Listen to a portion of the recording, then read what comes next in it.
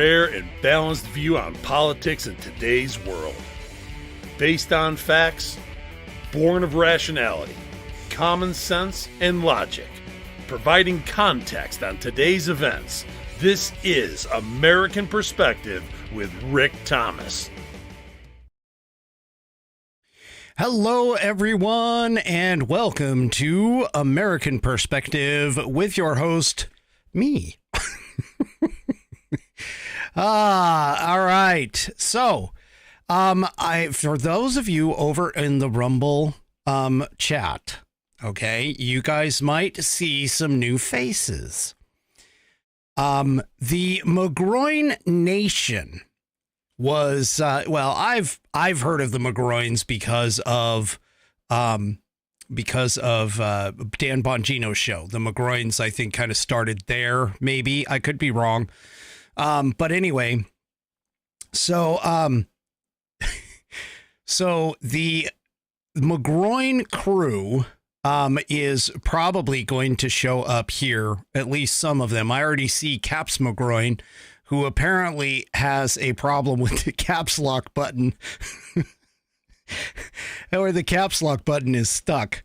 So don't be offended. He's not yelling, or he or she is not yelling at anybody. But anyway, so I went through and I dropped into their McGroin Nation over on Rumble and talked to them for a little bit and encouraged them to come on over. And so they are going to slide. Some of them are going to slide in here, probably in and out throughout the show. And welcome to all of the McGroins and the McGroin Nation, of course. You've really got a, you know, to have the McGroins come and like raid your show, that's a pinnacle of that. So anyway, Caps McGroin, thank you for showing up. I do appreciate it. She says she's a she. So there we go. Caps McGroin has shown up in the chat over on Rumble. So thank you very much for that. All right. So I hope everybody's weekend went quite well. I know mine was fairly busy. Of course, you know, as of Friday, I should say, that my daughter graduated from high school. Very proud of the young lady. She is the last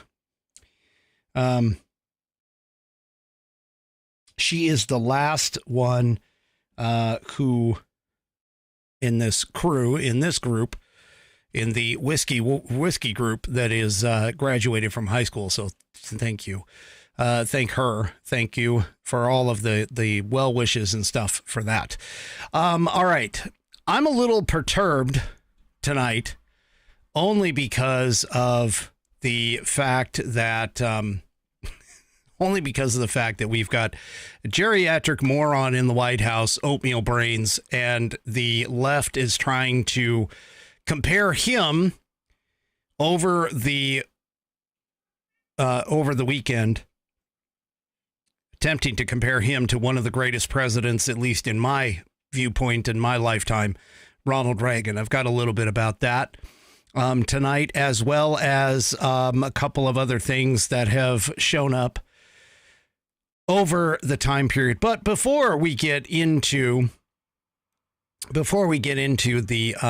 the show here, of course, we must do the requisite Pledge of Allegiance, and this one was submitted by My News over on Rumble.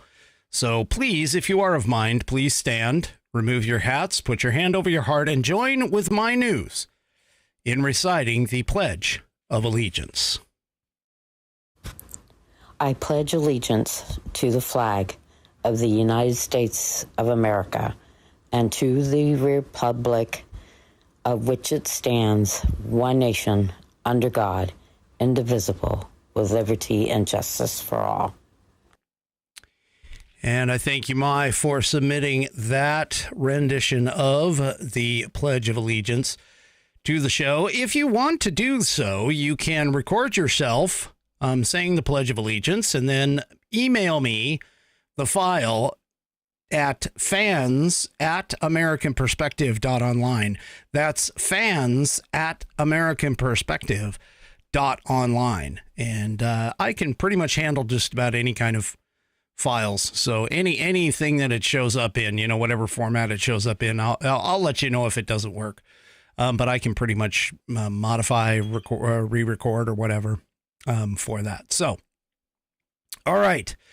And also, just to let everybody know, this is Freedom Week over at theflagshirt.com. This beautiful Declaration of Independence shirt that I've got on right now, or this and all of the shirts that I wear, of course, are all come from theflagshirt.com. Patriotic wear for patriotic people. And they are running a special, they are running specials all this week because, of course, this week ends with Flag Day. So you can go and check out all of their deals at theflagshirt.com and grab one of their specials. But hey, just to give you a little extra incentive, go to flagshirt.americanperspective.online. That's flagshirt.americanperspective.online. And you can get yourself a code that will give you $5 off your order. So go to flagshirt.americanperspective.online and you'll get a code that you can enter in at checkout, a promo code at checkout from theflagshirt.com. And you'll get $5 off your order.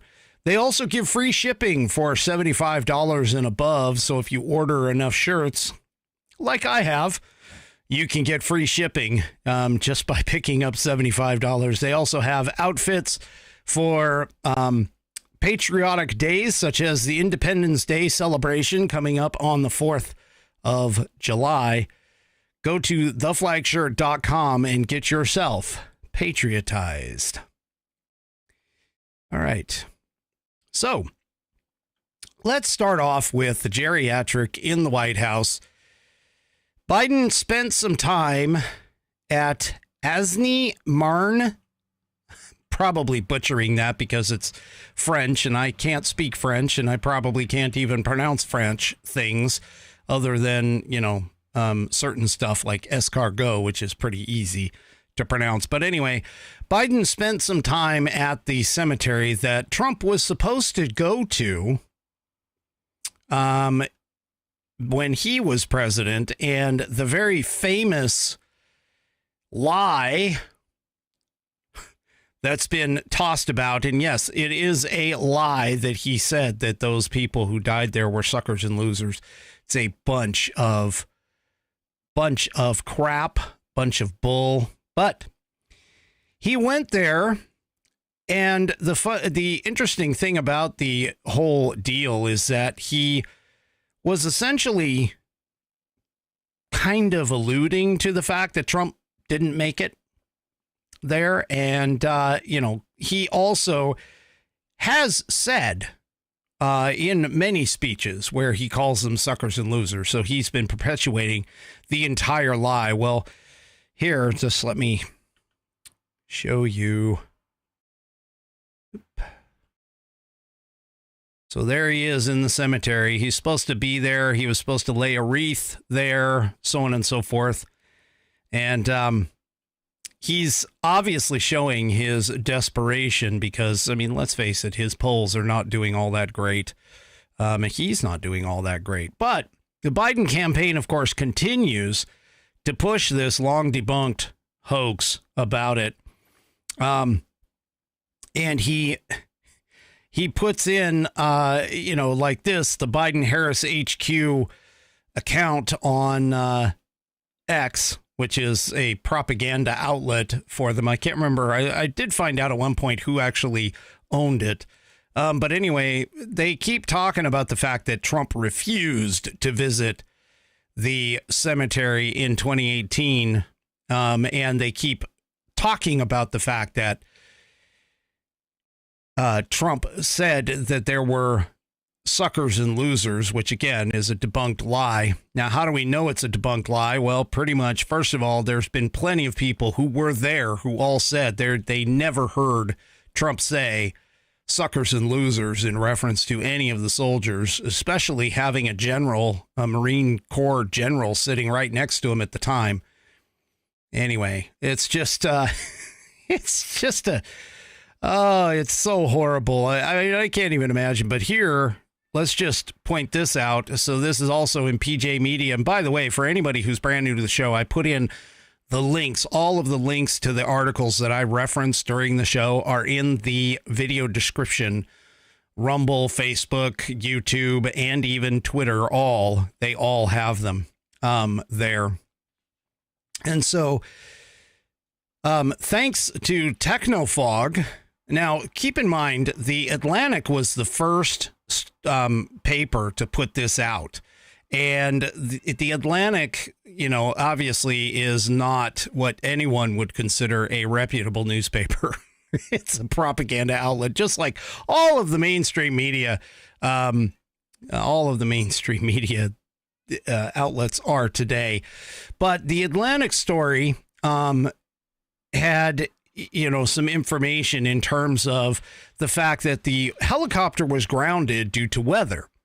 And we know this thanks to a FOIA request. We know this for certain thanks to a FOIA request of Technofog, who's awesome account on Twitter. You got to follow him. And he does his own Substack stuff, which is really incredible. But as I'm showing you here, for those who are on the audio portion of the program through like iHeartRadio and Spotify and some of the others, you got to go over to Rumble and check this out. This is a copy of an email that was brought out by a FOIA request, a Freedom of Information Act request. And right here in the email, it says, I made a bad weather call for today's lift. It says, weather will not support today's mission, meaning that weather is not going to support them going to the cemetery. And he's been, the person who was in here has been in contact with the French as well as the presidential folks in the rear. So they essentially canceled the helicopter. And we know that they canceled the helicopter. And so that alone should bring the second part of the story where Donald Trump said he didn't want to go because of suckers and losers into complete question. And so anyway, it's again, folks, the left is desperate. They are trying to find any way that they can derail the Trump train and the impact that is coming in November. They can't even, they keep uprooting and coming back to the same crap every single time because they don't have anything to go with. And so they just keep going after this thing. So nobody other than, one person, I believe, who told them about the suckers and losers comment, they just keep going on and on and on. They can't come up with anything new. They're like a freaking broken record. They believe their own lies, as Outlaw Dogs points out here. They believe their own lies. And this is true. I mean, I catch other leftist morons on social medias that all keep talking about this. They all keep talking about this, and they all keep talking about him suckers and losers and stuff. Well, I'm sorry, folks, but Biden was the only one that was standing there when he was receiving 13 soldiers that he himself, because of his choices in Afghanistan, was directly involved with their deaths by not allowing the order to go through to take out the terrorist bomber that the snipers had identified. Not saying that it was Biden's call for that, but his choice in trying to pull away from Afghanistan is just enormously bad foreign policy, which, this guy really doesn't have much foreign policy anyway. He's always wrong.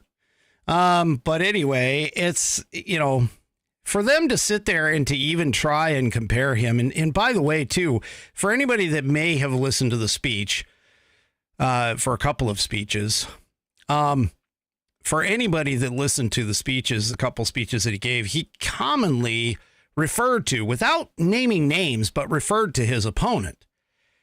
And so yeah, it's the McGroin Nation has raided the stream. Nice to see you, McGroins. Thank you for joining. I do appreciate that. Anyway, the point being is that Biden is just an absolutely horrible guy. He's trying to make Trump out to be a horrible guy, and they just keep failing at it every time they turn around. But what really, really pissed me off, what honestly really pissed me off, was the fact that Biden then went to another location, which was all part of these Normandy, because you got to remember, this was the 80th anniversary this past weekend of the Normandy invasion. And traditionally what happens whenever they have a anniversaries of this type, the American president does go there. In fact, again, like I was saying, one of the greatest modern day presidents in my mind came and went there on the 40th anniversary. And so because this is the 80th anniversary, there was a lot of comparing and contrasting that 40th anniversary visit by the great Ronald Reagan, and of course, a compare and contrast of the speeches that were given.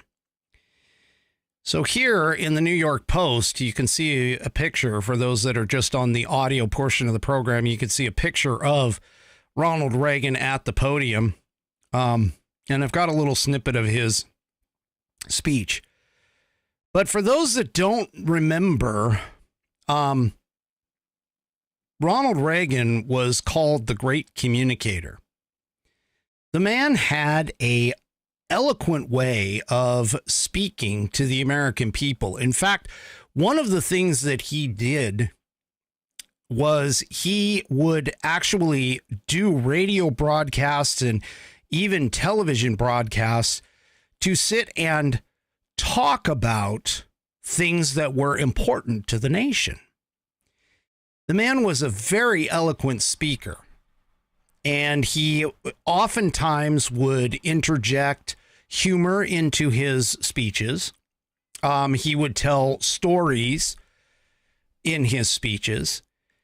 And there's not one person, I think, that remembers him who could sit there and say that they weren't actually enamored by Ronald Reagan.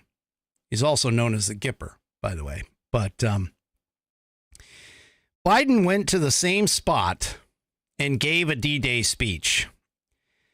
And according to the New York Post, it was kind of a mockery of Ronald Reagan's great speech. Not saying that Joe Biden couldn't handle the task, but let's be serious. Joe Biden can barely fight with a teleprompter on a good day. But anyway, he was compared and oftentimes was trying to compare himself to Ronald Reagan. Now, again, his speeches were commonly, the ones that he gave were commonly set up to score some partisan political points, both on Donald Trump and the Republicans. And they were talking about, Ukraine in a spot and that kind of thing. So it's just one of those things that, you have the A team and the Z team, and you're trying to compare and contrast those two teams. It's not exactly the best thing in the world, but one of the things that was a comparison with it had to deal with the fact that both these presidents, were in, or I should say are in Biden's case. Hang on just a second.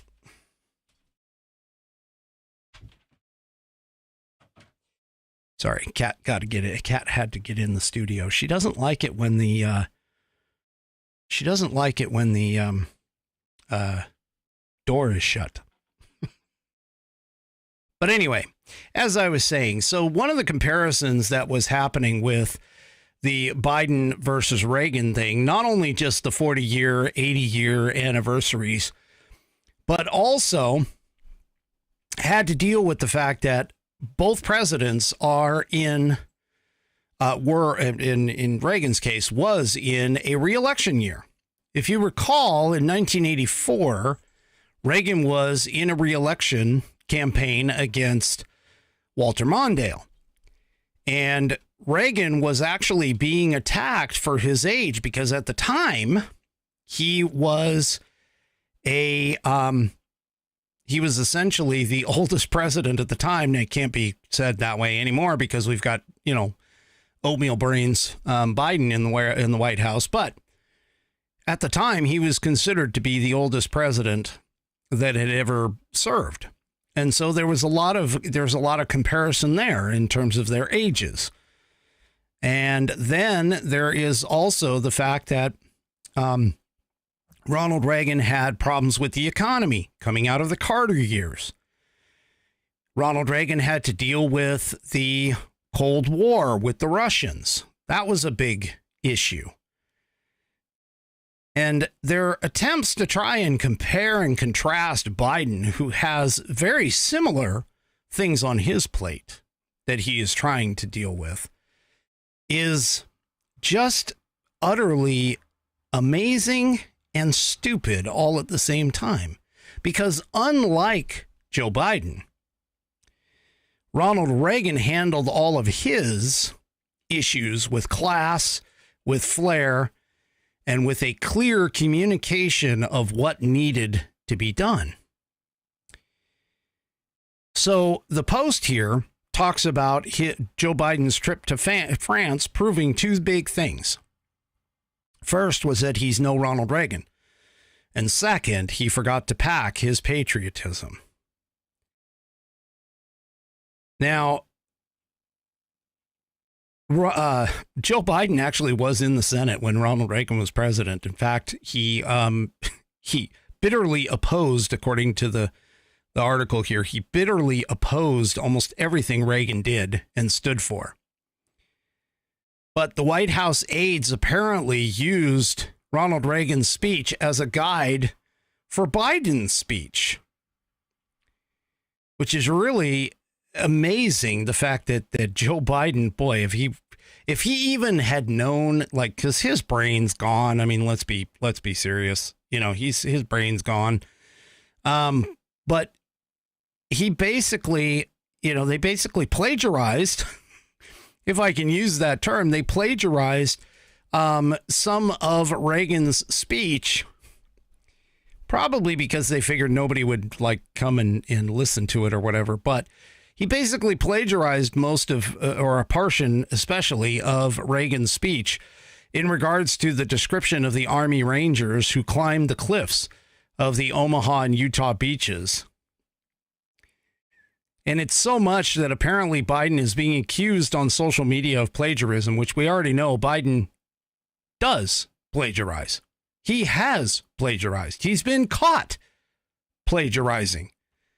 In fact, that was one of the reasons why one of his first runs for president failed, because he was caught lying about his grades. He was caught lying about being the first in his class, having 3 degrees, GPA average, all of these wonderful things that Biden loves to talk about and tout, which he did back then.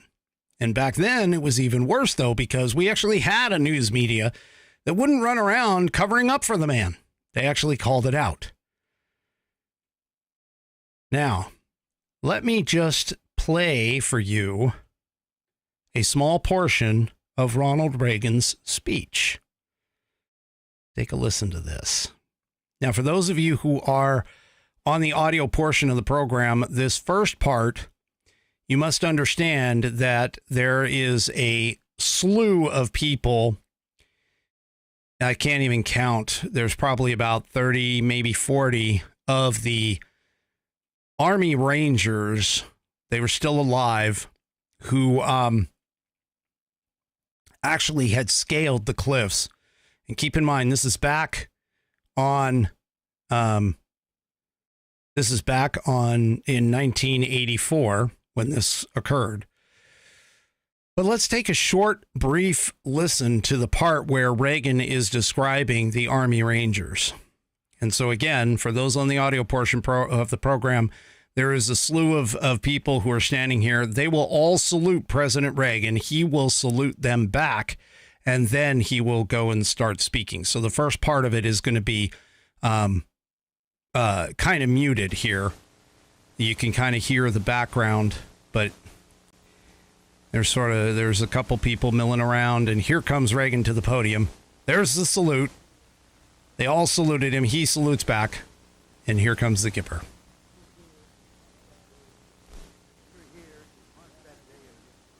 We're here to mark that day in history when the Allied armies joined in battle to reclaim this continent to liberty. For 4 long years, much of Europe had been under a terrible shadow. Free nations had fallen. Jews cried out in the camps. Millions cried out for liberation. Europe was enslaved, and the world prayed for its rescue. Here in Normandy, the rescue began. Here, the Allies stood and fought against tyranny in a giant undertaking unparalleled in human history.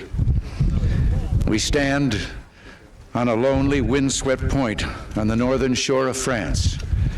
The air is soft, but 40 years ago at this moment, the air was dense with smoke and the cries of men, and the air was filled with the crack of rifle fire and the roar of cannon.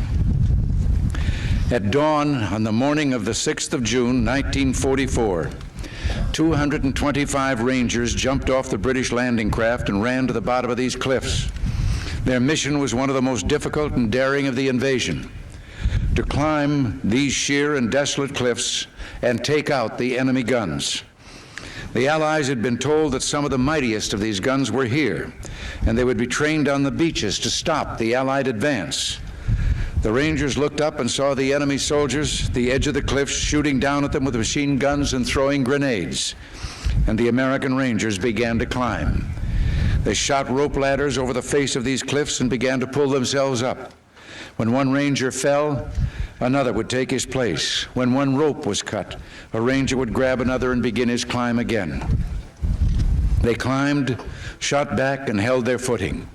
Soon, one by one, the Rangers pulled themselves over the top, and in seizing the firm land at the top of these cliffs, they began to seize back the continent of Europe.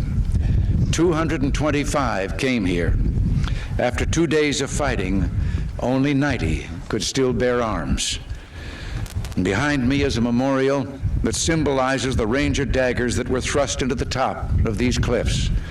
And before me are the men who put them there. So, when you listen to this description of it from Ronald Reagan, and keep in mind, the entirety of Ronald Reagan's speech, he never once brings in his opponent. He never once brings in anything other than talking about American freedom, American values, American exceptionalism. And that's essentially what Ronald Reagan did a lot of the time.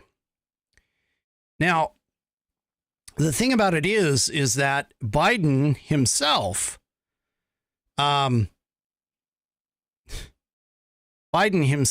coming to the shores in the same spot as what Ronald Reagan came and spoke on. He comes and tries to walk into the Reagan's footsteps in the same particular space. Now, obviously, Reagan's speech, and you should go and take a look and take a look at Reagan's speech. I've got the link in the show notes. Sorry, I'm trying to catch up. The McGroins are like, they all rated. They're all over on the Rumble side. So I'm trying to catch up with all the chat. And I see Daybreak showing up also. Hi, Daybreak. Yes, we got the McGroins. They rated us. But anyway, so Biden tries to use the inspiring story of the Rangers who, climb that cliff and everything in order to make things as equal as he possibly can to Reagan. Now, he's no Reagan. He is nowhere near a Reagan. And in fact, if you listen to his speech, some of his speech, which you just listen to Ronald Reagan and how clear Ronald Reagan spoke and how he was able to enunciate his words and so on and so forth with the whole thing in terms of that. And let me see. I don't know. I think I thought I had this open.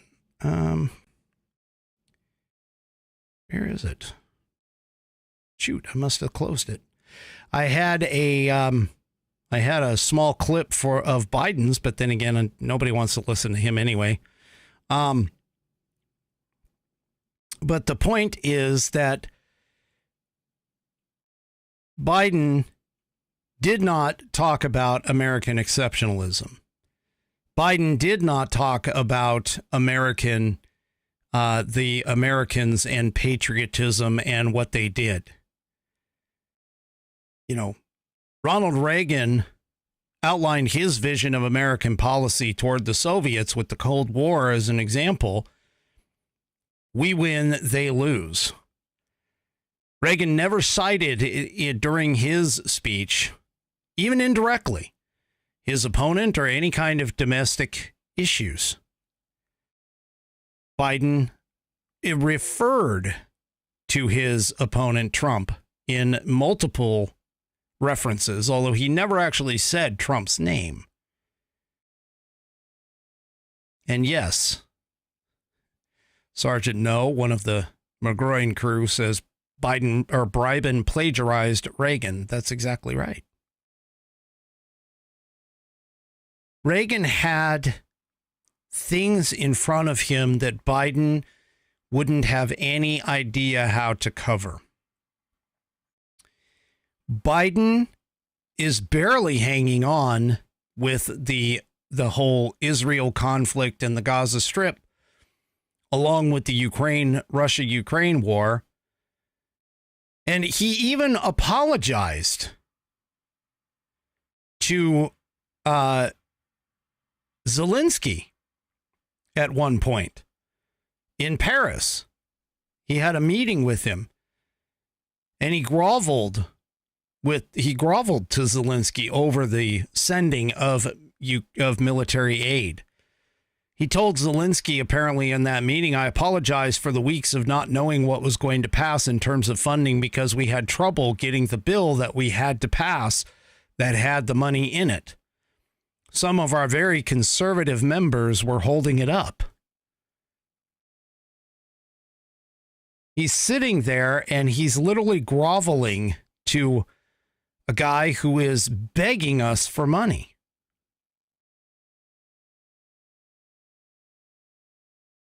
Not only that, but he also referenced the ghosts of those Army Rangers.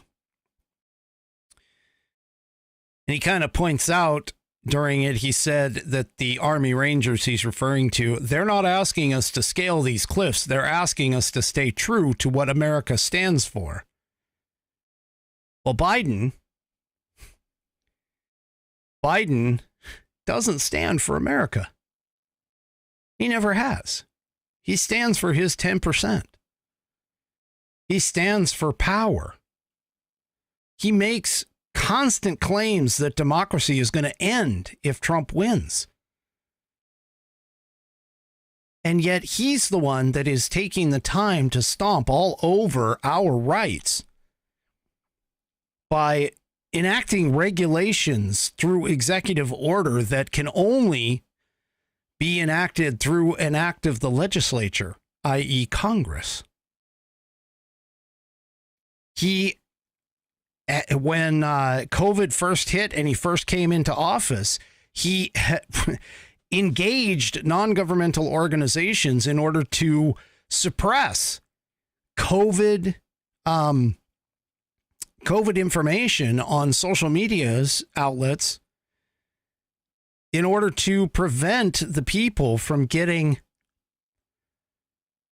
the correct information that we are now finding out was just pulled out of their rear ends and butts. He sits there and stands in front of that great place and tried to mimic, again, what I think is one of the greatest presidents in modern history, certainly one of the upper 10 presidents in all of history. What a disgrace. Now, granted, Joe Biden and many other presidents, by the way, have attempted to follow in the GETTR's footsteps. But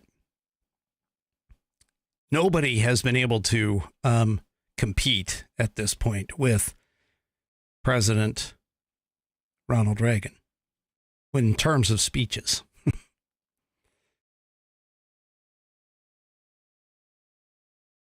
So the New York Times wrote about this as well, talking about the visit. And I was kind of struck by a certain phrasing that they put in the New York Times, which again is no friend of conservatives at all. But they were kind of critical of it. In some ways, at least the tone that I felt was kind of that way. But here, let me go ahead and just read part of this. To many in both parties, Mr. Reagan's speech remains the gold standard of presidential oratory, and none have matched it at Normandy since. But like Mr. Reagan, Mr. Biden wants to use the inspiring story of the Rangers at Pointe du Hoc to make a case for American alliances in the face of Russian aggression, and implicitly for himself. If there is something audacious about Mr. Biden, a staunch Democrat who was no friend of Mr. Reagan's in the 1980s, summoning the spirit of the Republican legend, it speaks to the up is down, black is white nature of politics in today's America.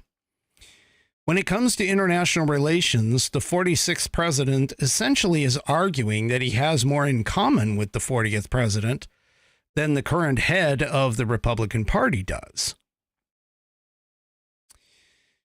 He will not name former President Donald Trump, but the contrast will be clear. While Mr. Biden leads an international alliance against Russian aggression in Europe, as Mr. Reagan did, Mr. Trump, as president, came close to pulling out of NATO and was friendlier toward President Vladimir Putin of Russia than to America's traditional European allies. Now, this is where the story kind of takes a turn against Trump because, of course, the New York Times is a leftist rag. But the point that I'm trying to make is they understand. They call it out right here.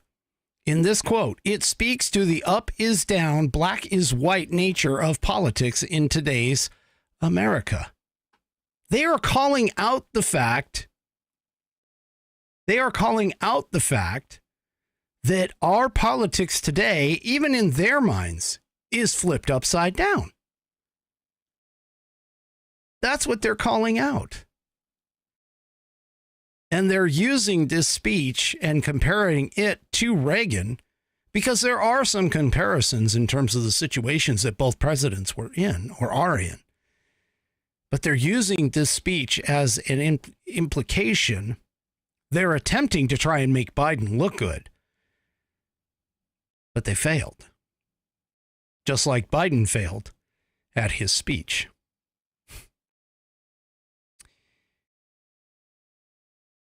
All right. So really quickly, let me take a quick break for one more promotion here.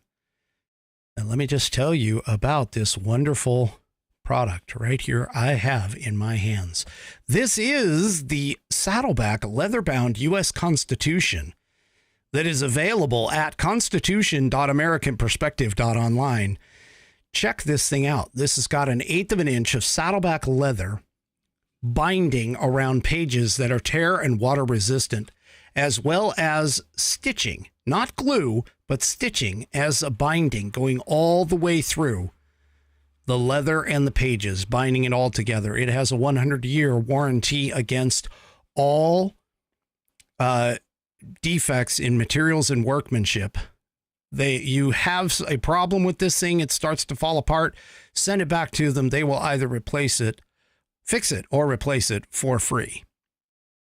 Go to constitution.americanperspective.online and get yours today. I can tell you it is buddy tested, buddy approved, Billy tasted, Billy approved, and my youngest whiskey warrior has verified that the inside information, which has all Roman numeral amendment numbers in order, will get you your civics exam in Scouts. Go to constitution.americanperspective.online and get yours today. It is a fantastic heirloom gift that you can pass down to your posterity for generations. And yes, Coco Dominki over on Rumble says the sexy rounded corners are for less pain in your tuchus when you're carrying it. Anyway, go and check out the Institute on the Constitution, which is where that comes from, also for other information. And I do appreciate them allowing me to be an affiliate. All right. Yes, I know. Posterity is funny. Anyway. Okay, so let's get into today. We kind of talked a little bit about the past in comparison to the past, but let's take a look at today. Now, first of all, I want to point out to you this article in the Daily Caller, and this is freaking ridiculous, but apparently the Biden administration is not only coming out after your gas stoves, but he also wants to phase out all of your gas appliances. Can you believe this? Obviously, Joe Biden has a war on all petroleum in terms of what's happening. But the Biden administration, this is from the Daily Caller, the Biden administration contends that it is not targeting gas stoves and other domestic conveniences afforded by fossil fuels, but its building electrification agenda is poised to do effectively just that. Several energy policy experts told the Daily Caller News Foundation. The notion that the federal government would like to ban gas stoves is a myth and misinformation, according to the Department of Energy, which uploaded the blog post in May of 2023 after the Consumer Product Safety Commission Commissioner Richard Trunka Jr. suggested that a gas stove ban is on the table in a January 2023 Bloomberg interview. However, the administration is also working to advance its building electrification agenda that would bring about similar outcomes under a different name, energy policy experts told Daily Caller. So what they're doing here is they're essentially trying to create this building electrification code and agenda that essentially gets rid of anything dealing with fossil fuels and makes everything electricity based. Well, as California already has shown multiple times throughout several years, the more you start to add to the electrical grid, the worse off you get with brownouts, blackouts, etc. And now what you have is an administration that is so focused on the green agenda, which is the green agenda only to make green for the boondoggle people that are all part of this entire bullshit agenda. But what they're doing is they're going around and they're basically making it so that gas stoves and other gas appliances are going to be hit with regulations that are going to be nearly impossible to get to. Now, they tried this stuff before. I don't know if anybody remembers, but they tried to do this before with the automobile industry, before electric cars came out, by putting in requirements that cars had to reach a certain miles per gallon. And they did this a lot.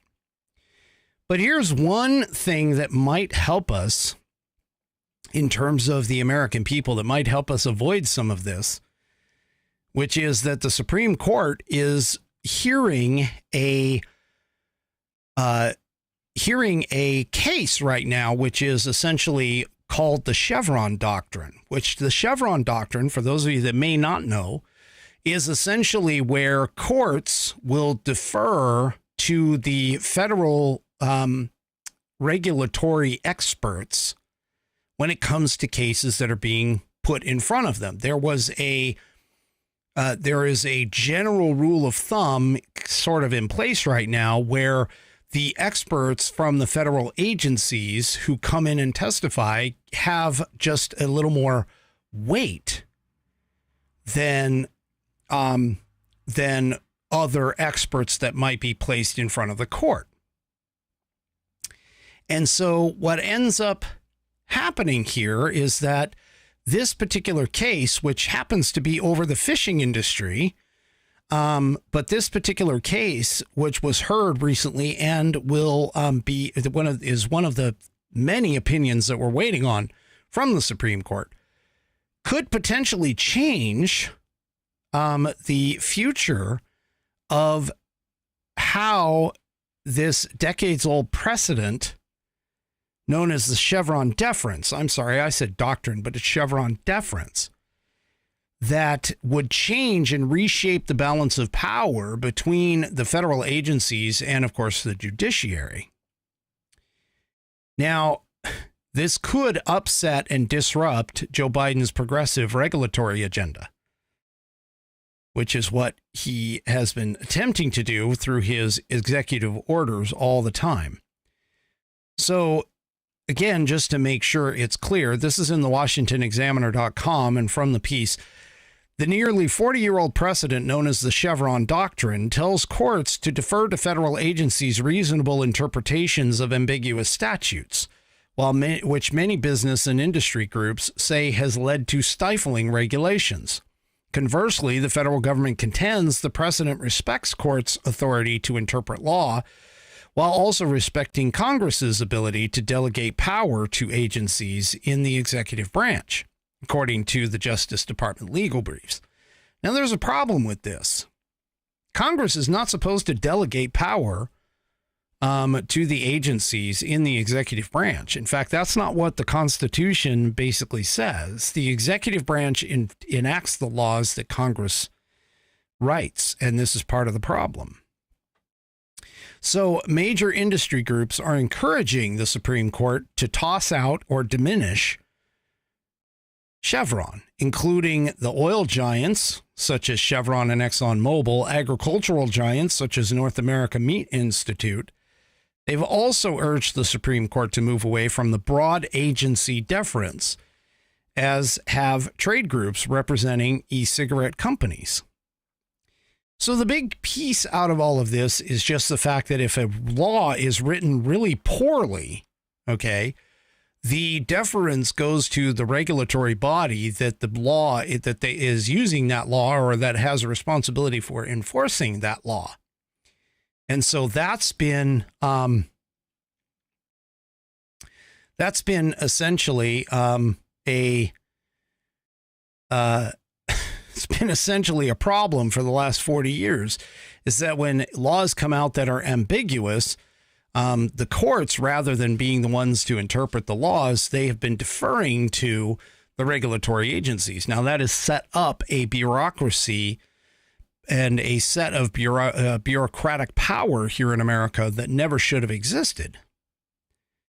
And any time that somebody who is a small person, small to medium-sized business, or known as the little guy, tries to challenge some of these things, it makes it more difficult for them to gain any footholds in court.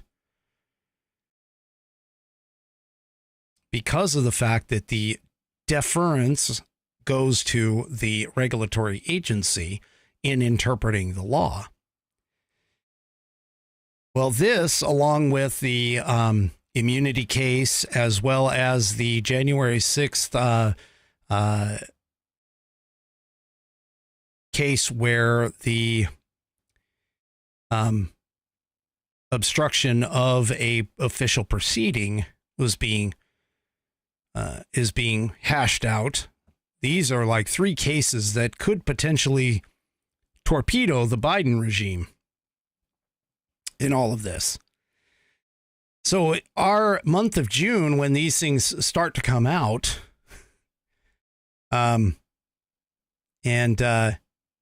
start to come out about all of this, and we will go ahead and hopefully start righting the ship even further than what we have. So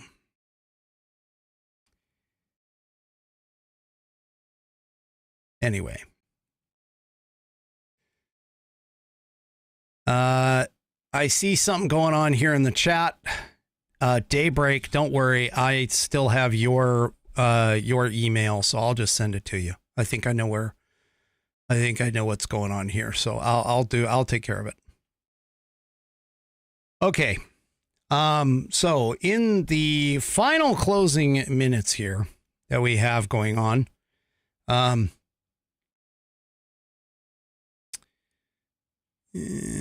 yeah, I think I still have that one. So anyway. All right.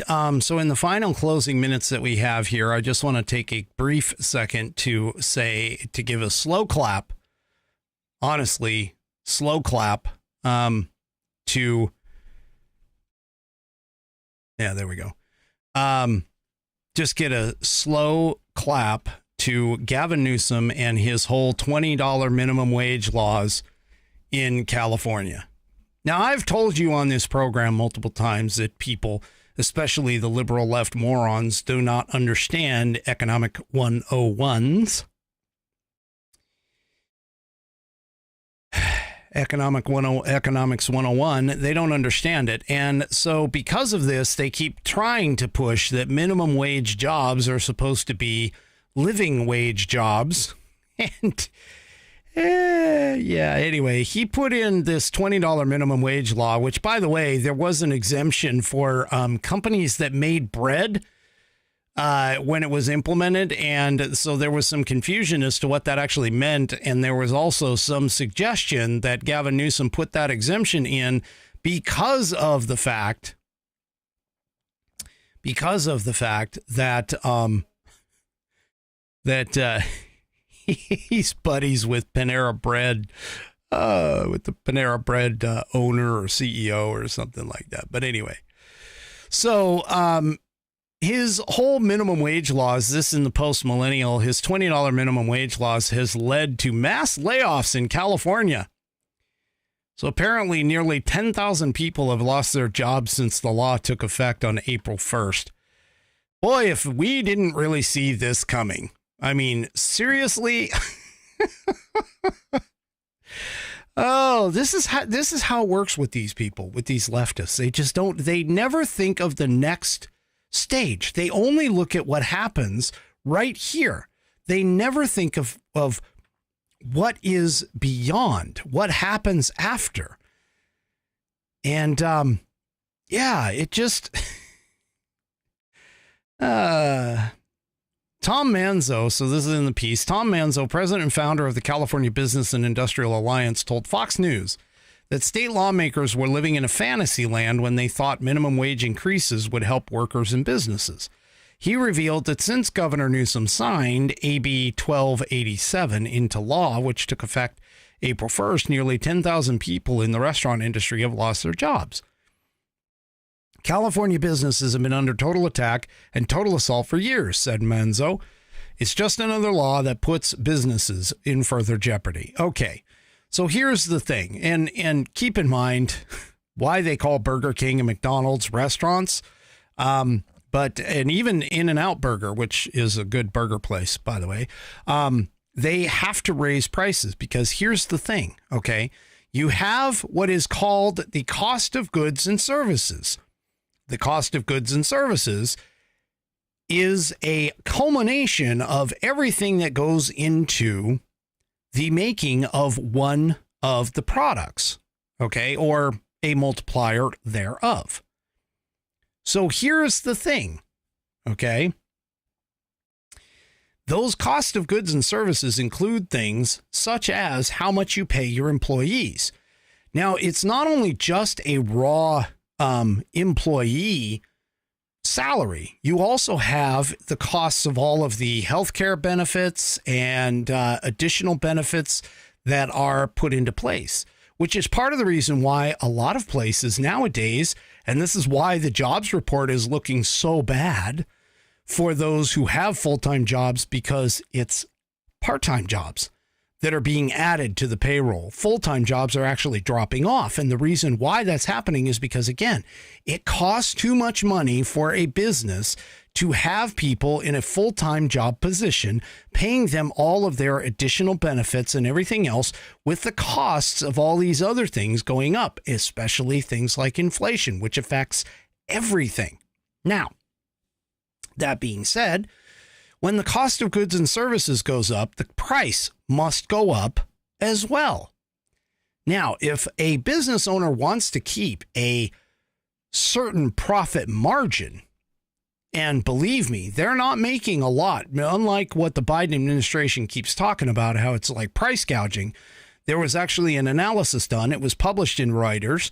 There was an analysis done that basically showed that the actual profit margins haven't changed. That the reason the prices were going up is because of the cost of goods and services was going up. And so those costs were driving up the prices, not the price gouging that Joe Biden and the Democrats would have you believe. This is a perfect case in point for all of this.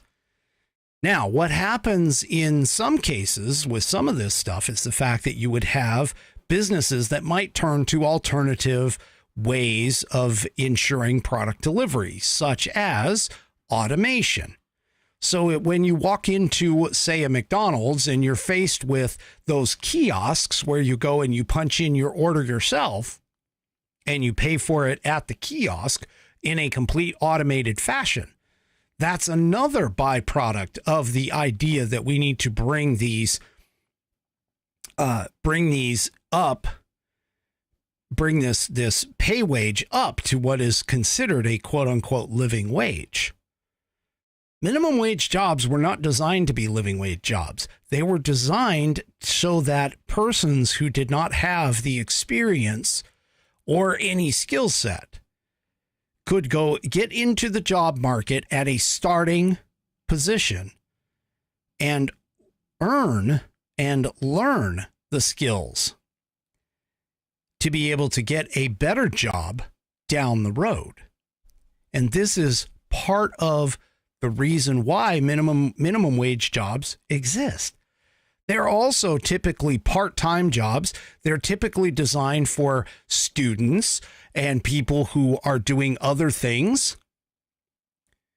And this is essentially where the Democrats seem to think that these jobs are supposed to be living wage. You're not supposed to raise a family on these. This is just a starting point. And this right here is a good case study in terms of why the Democrats literally are probably the most ignorant people, for sure, on the planet. All right, folks, that is the end of today's program. Do me a favor, if you haven't already, run on over to rumble.com, get yourself an account, and follow the American Perspective channel over there. If you are signed in, make sure you hit that thumbs up button, because that helps to get this show recognized by Rumble, and potentially, eventually, someday, I might actually get onto the leaderboards. I will see you guys tomorrow night at 5 p.m. Pacific, 8 p.m. Eastern, right here on American Perspective. Have a great rest of your evening, and thank you very much to all of the McGroins who rated the show tonight and made the chat go. As you could tell, I was extremely distracted trying to keep up with some of the conversations that were going there. But anyway, I do appreciate it, and we'll see you all tomorrow. Have a great rest of your evening. Good night, everybody. The previous broadcast was produced and is owned by Active Eye Media LLC. All rights reserved.